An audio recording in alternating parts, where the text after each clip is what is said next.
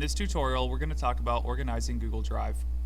Whenever you log into your Drive, if it looks like this, sometimes it can be difficult to find the document that you are looking for.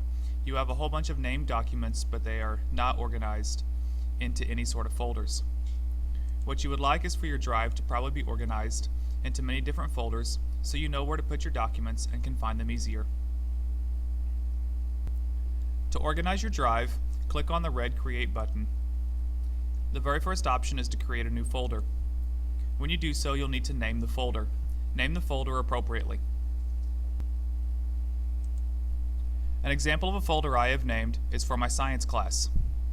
Once you've created a folder, you can start putting your documents inside of the folder. There are two ways to do this. Option 1 is to click and drag the item and drop it into the folder.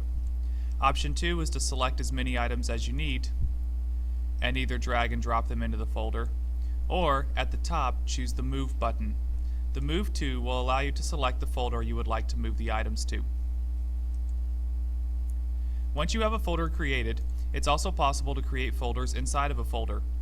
Using the example of my science folder, I have a folder for every unit that we teach in class.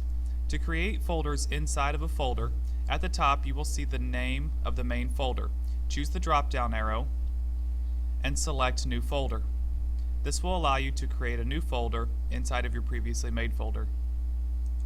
From here you can continue to put the information inside the folder that is most appropriate, and if you want, you can continue with even making more folders inside of that.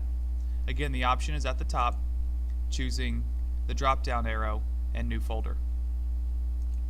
Some of the benefits of having a lot of folders to put your information into is how you share that information. Whenever a folder is shared, it will change its logo from just a blank folder to a folder with a little person on it, showing that it is shared with somebody else. Whenever you share a folder with someone, they have the rights to either view or edit all the information in that folder.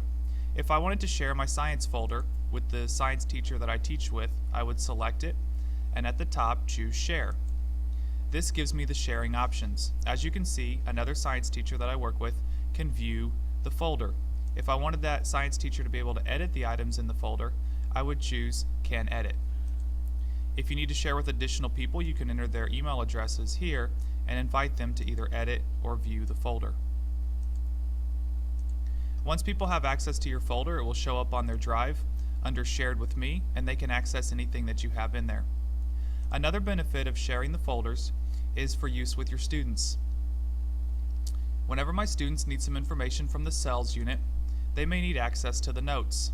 So what I do is I open up the sharing of the notes and I change the permission from private to anyone with the link. I make sure that they can view, not edit. So anyone with the link can view the folder. It will give you the link to share right here. You can copy this link and then paste it to where you need, such as your blog, a My Big Campus bundle, or your website, and students will have access to anything inside the folder. So from the student point of view, since I copied that link and I pasted it to my blog, a student could go to my blog and they could be directly connected to the notes that they need. They would select the notes and then they would choose the notes for cells, and it directly connects them to all the notes that we have. This works well for anything else that you keep in Drive that you want your students to have access to, such as certain lessons. Again, all I have done is copied the link and pasted it, made sure it's view only.